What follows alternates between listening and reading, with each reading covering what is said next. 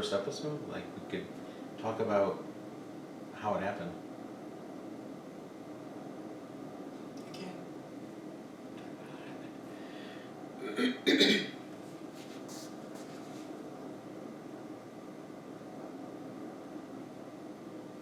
Thinking about how it happened. I know. So if we take down that path of, she was asking us, See, I don't think that we have success, by the way. what? You're talking about we've got all this success and we're going to share with you and all this stuff. I don't think we have success. I think we just have survived this long. I don't think we have success at all. I don't think she's getting better. I don't think that, I think you and I are in a better spot in terms of the heaviness of Alzheimer's and how much it weighs on us and caring for Mom. But That's I a success. think some of it is because Mom is in a nursing home now, and that struggle of trying to get her dressed or trying to get her showered and trying to do all of those things, isn't our struggle anymore. Even though it had been for a long time, for years, and trying to give Dad breaks and trying to support him and all the feelings and emotions that he was going through. But some of those struggles are different when she's in a nursing home, or worry about the care she's getting, if she's getting the attention she needs, and, there's different concerns there. Mm-hmm. But some of the caregiving burden is lifted somewhat because we're in a phase where we're not doing the day-to-day care or supporting Dad who's doing the day-to-day care. Right. So do I feel like we're successful? I feel like we're surviving, and I feel like she's surviving and he's surviving, and is any of it good? I think Dad's quality of life is not as good as I'd like to see, but I don't know how to fix that. And I think Mom's quality of life is not as good as I'd like it to be, but I also don't know how to fix that. And you and I are kind of sandwiched in between all of that, We still have kids at home. We also are trying to take care of Dad, taking care of Mom. And, that is a tricky place to be. Is it lighter now? It's lighter now, but I don't know that I would call it a great success. I don't know that Alzheimer's ends in a great success. Definitely not. Right. I feel like in the beginning, though, there was lots of hemorrhaging. Correct. And, yes. Yes, that would be a good word for it. Yeah. Yes. And just the chaos of every day, what was coming next. Like, I get calls in the middle of the night, your mom got up and fell and she can't get up and I can't get her up, and Right. she's screaming at me, and she's got the car keys, she's trying to run out of the house, can you come over and Right. do something, anything, help. Right. So, and that might be 2 in the morning or something has happened. So I get up and go over there and try to scoop her up, and there was no sense to talk to her because nothing made sense. She was frustrated, she She didn't lost know who she was in or her where mind. she was. Right. Right. She would wake up in She was scared. a spot that she didn't understand. Right. And I get that. That happened to me at one point in time in my life. With your head injury, sure. We'll talk about that later. But yeah, I feel like looking back at that, we stopped the hemorrhaging by convincing Dad, there was a certain Something wrong. scenario that was, there was something seriously wrong, Yeah. and He was in denial for a very long time. he was embarrassed and in denial and very guilty, feeling of why does that happen to her, such a wonderful, nice lady that nobody ever would wish anything on her, I don't think. Right. I know people can say that about their mom, but she was pretty good. So, okay. So in today's episode, we're going to address the story. So how did we get to where we are? And today, our mom is in a memory care facility. And things are at least stabilized. We feel like she's getting pretty decent care, and she's being at least bathed, and she's fed, and for the most part, they're keeping her pretty safe. But how did we get to today, and how long has this journey been? Diane, why don't you tell us a little bit about how it all started? First of all, I'll mention how old our mother is. She is approximately 81 or 2 now. She is 82 now. She's 82. Mm-hmm. She just had a birthday. Happy birthday, Mom. Happy birthday, Mom. And in approximately 2017, I believe it was 2017, my eldest child graduated from high school. He graduated a little early. And we had a little graduation party, maybe 20 people. Yeah, it was nice. We're out in the yard. Everybody was We're all out in having the a good yard. time. Mom had a great time. And when my parents left the graduation party, my mom had an episode, probably her first episode, where she didn't recognize where she was or who she was or who my dad was. And that was kind of a surprise to all of us, and it really scared my dad. If we go back a couple years, Steve and I had been talking to our dad about how Mom was really repeating herself. She would ask us over and over, what have we been up to, even though we had just talked about it, and she would ask a lot of the same questions a lot.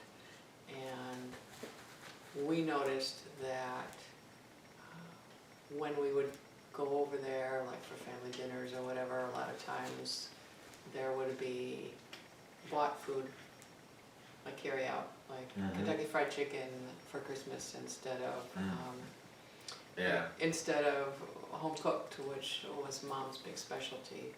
So in looking back, I think our dad was very much in denial and was very much kind of covering a lot of the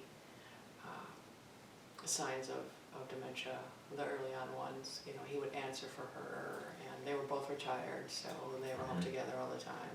And I think he just kind of jumped into that place. And when we would talk to him about, you know, hey, what's going on with Mom and why is she repeating things all the time, he would say, you know, that was none of our business, or he would say, no, she's fine, or, you know, there was a lot of denial going on in his part. But when that event happened, or that episode, whatever we want to call it, in 2017, he wasn't able to deny that something was going on then. So that's really when... That was shocking. That was scary for all of us. Right. Because she didn't know him, and they've been married almost 50 years. Yeah, almost 60 years at that point. Yeah. Yeah. So they have been together since they were kids, and she didn't know us. She didn't know her house, and she regressed pretty quick. And so that was very scary. And that lasted for how long do you think, that episode? For hours? That episode, it did, and I don't know how we got her calmed down. I think she just got tired out that day. That was all you. I believe you went over there and helped. Oh, that was the scariest day ever. Right. Because no one expected it. I mean, we did have all those clues, but we're like, yeah, maybe she's just getting older and she does forget these things. She's asking us if she gets anything to eat or anything to drink, and oh, how have you been lately? And the phrases she used came up a lot, and then she got pretty good at faking it. She did. You know, and that was surprising. Like this is before the episode, but she would say okay a lot to a lot of things that I think she wasn't quite understanding, and but she knew how the flow of conversation was supposed to go, and she would follow it. Sure. Yeah. That's what it seemed like. She had muscle memory definitely in her speech patterns, right? Yeah, She would say, "Oh, I'm good. This is fine. Everybody's doing well," or she had a couple of phrases, I can't quite remember them now, but, yeah, she definitely got in there. And so it was just up and down, and it was little hollow conversations at times. And then that significant event changed our lives right there, because then nobody could deny it. Nobody could avoid that there was something seriously and scary affecting her. And none of us knew that Alzheimer's might present that way. Yeah. And we knew, oh, well, she's repeating a lot, you know, maybe there's something there, maybe we should get her checked, Dad. But, you know, Dad was not interested in doing that. But none of us knew that the possibility that could lead to some kind of episode where she really didn't understand who she was or where she was, and that she would be so scared in that situation because nothing was familiar. Yeah, totally nightmare scenario for her. Right, and that lasted for hours, right, as I recall? It did. And then the next morning, she was okay, or she went to sleep? I don't remember how that. She went to sleep. Yeah. So that's interesting. Remember, like she went to sleep, and then the day was okay, and then as it started to get dark again, she started to slip back into that, and we realized there was something called Sundowners syndrome, where because we are Google people from heck, right? Research, Research is our as the sun comes down, she just would lose it again. And then there were times when she would yell at him and say, "Why are you in my house? What are you doing in this house? Where are my keys?" And she would try to run out of the house and get in the car and say, "Why do you have my car keys? Right. Who are you, strange person that I've been married to for 60 years?" Right, not getting that part right. My poor dad was just lost and frightened and scared. I mean, we all were, but he was directly there with her, and he couldn't leave, she couldn't leave, and it was... Some part of him, even to this day, I think, feels like she should know him because he's been her husband for 60 years, and why is it that she doesn't know him? And that's a heartbreaking to watch sometimes. I would counter with that, and I do think she knows him. I do think she knows us, but on what level? And that level is something that it takes a little imagination to really comprehend that. Her mood changes when you say, "Oh, is Denny coming?" You know, or is Diane coming, or is Steve coming? And I can see that there's something of a recognition there, but it's not anything you can hang your hat on, I suppose, right? It's not. I think it's a recognition that it feels like a recognition that, oh, these are people I care about and care about me. But I think in those times when there's an episode, or like you said, when there's a Sundowners moment, there's not a recognition of any familiar anything around. Sundowners was terrible. That was a fear-based nightmare scenario. Well, I think it's much better now.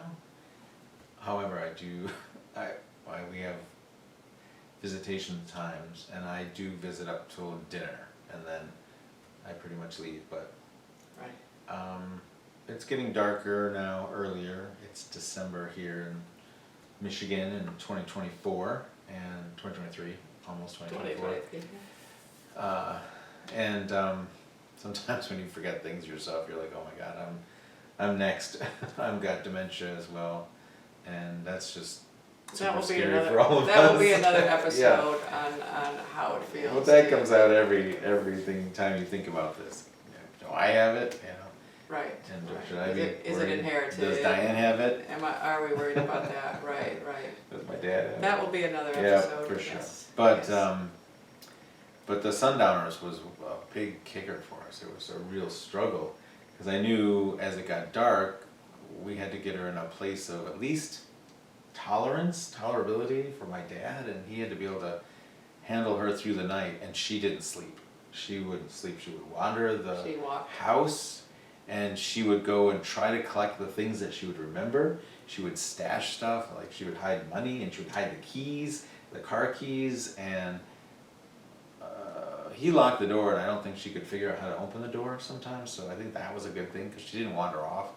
I could imagine some of you out there probably have your people wandering off, and what, oh my gosh, that would be crazy there. Yeah, if you could get through the night and the morning, then it was at least tolerable again. And she could have breakfast and. Like Sundowner should be a episode too. Oh my gosh. There's so much to Yeah. talk about there. As we're talking about that, I'm just remembering Right. how scary that was. And I would go to bed and I would think, oh, I gotta put my ringer on, make sure if Yeah. something happens, he calls me, I can address that. You can get over there, sure. And not that she was a violent person or particularly strong, but you know, I was worried about both of their safeties at some points, you know, and She would get so mad and so frustrated. and then he would get mad and frustrated, and he would yell sometimes, and that never really helped. That just put more fear out there, in both of them. But oh, that was. I don't even want to think about that anymore, but this just brought that up again. There was one time, well, there was a couple of times that I was trying to talk to Dad about the fact that if he would leave the room for more than 5 minutes and then just come back and say, oh, hey Nancy, you want a snack or something, that she would forget what was going on beforehand, Yeah. and that she might just greet him. And that worked several times, It did. but that was so hard for him because he couldn't forget. He couldn't forget what had just occurred. So for him to leave the room and Yeah. come back in and try to be cheery and try to change what was going on was so difficult for him. Yeah. His heart was crushed because Yeah. she couldn't acknowledge that she remembered him. Right. But that's also a brilliant plan to play off the symptoms to our advantage. I mean, it seems Right. a little heartless to the degree, but it saved us in so many scenarios. Just let's reset the game board. you know? Reset, sure. Sure. So when she had those sundowners, and if you walked out and came back in, she wouldn't be dwelling on the situation that had just occurred. Right. Right. That's very true. That out of sight, out of mind thing was a useful thing. So we had the scenario, the drive home after the graduation it was like bam, flip that switch, and then she freaked out, and there wasn't really much of a recovery to say she was back with us. I don't think. It was some muscle memory. It wasn't quite as bad. Like she could come back and maybe recognize us as Diane and Steve and have some sort of conversations. But there was those programmed responses most of the time, and I think it was hard to deal with that. I think it got pretty far along before that Yeah. episode occurred, and nobody quite understood how far along it was, except maybe Dad, you know. But I think he was in denial. He wanted his wife and his life and his retirement. Yeah, nobody wants to. And see he this. wanted to, he wanted them to be able to travel and do all the things they'd always hoped to do. Yeah. It was so hard for him. All right. All right, We'll see you next time thank you. on Steve and Diane on Alzheimer's.